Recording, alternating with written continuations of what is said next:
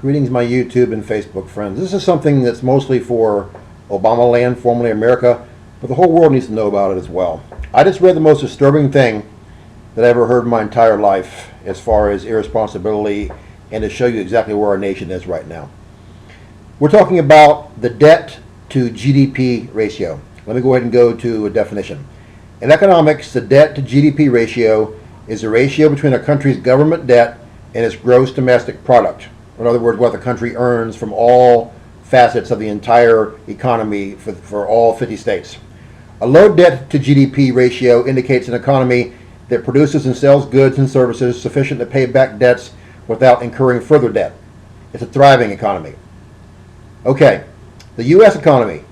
Under George W. Bush, from the beginning of our country in the late 1700s to the time that W. Left office, we had 64%. So that means that only 36% of what we made was not going to repay our national debt. Okay? Right now, as it stands, we're at 101% GDP to debt ratio. And if you include what we owe other countries like China and India and Japan and everyone else, get this, we're at 150%. So in other words, that means that we have 50% more debt every year than we actually make in every penny that we make in every facet of our economy. Are you getting this? And check this out. With the new budget coming out, we're going to stand at 190% debt to GDP ratio. That means that for every dollar that we make, we owe almost $2 in debt. Let's rewind that. After the new budget takes effect, for every $2, every dollar we make, we owe almost $2 in debt, paying off interest. Greece, the poster child for bankruptcy for a downtrodden country, is only 175%. We'll be 15% more than Greece will be. In this new gargantuan budget, the Antichrist, well, he promises change. Don't forget, he promised everybody out there that kept voting for this guy change. His slogan, yes we can. Google it. His slogan, yes we can. When played backwards, it says, thank you, Satan. You think it's any coincidence? Oh no. He was thanking his God, Satan, for getting him in the White House so he can start tearing the great whore of Babylon down from the top of the rung to the very bottom of the pigsty.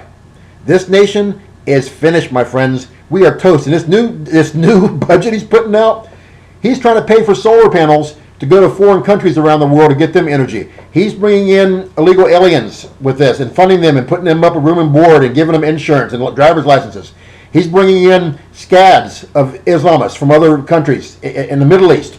And he's been doing this throughout his entire 6 years in the office, giving them room and board and putting them on all kinds of government benefits.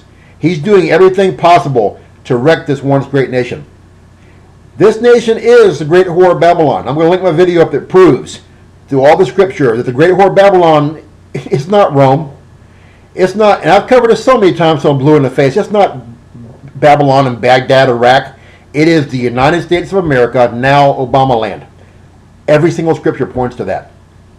The only scripture that points to Rome is the city of Seven Hills, like I've said. If you looked at America through prophetic eyes and you saw a huge landmass, we have 5 major and 2 sub-major mountain ranges that would look like a giant city of Seven Hills. That's part of the video that I'm going to share.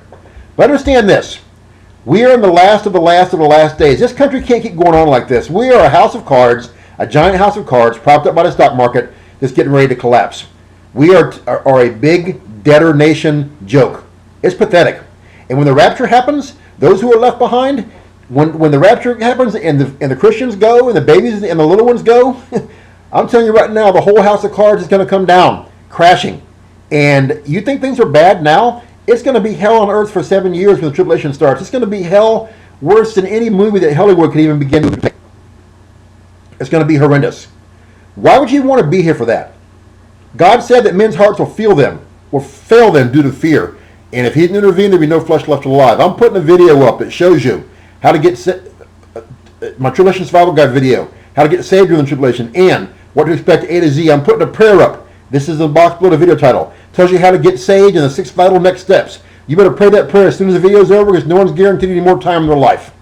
It's time to wake up, my friends, right now because we're in the last of the last of the last days. Wake up. Time is short.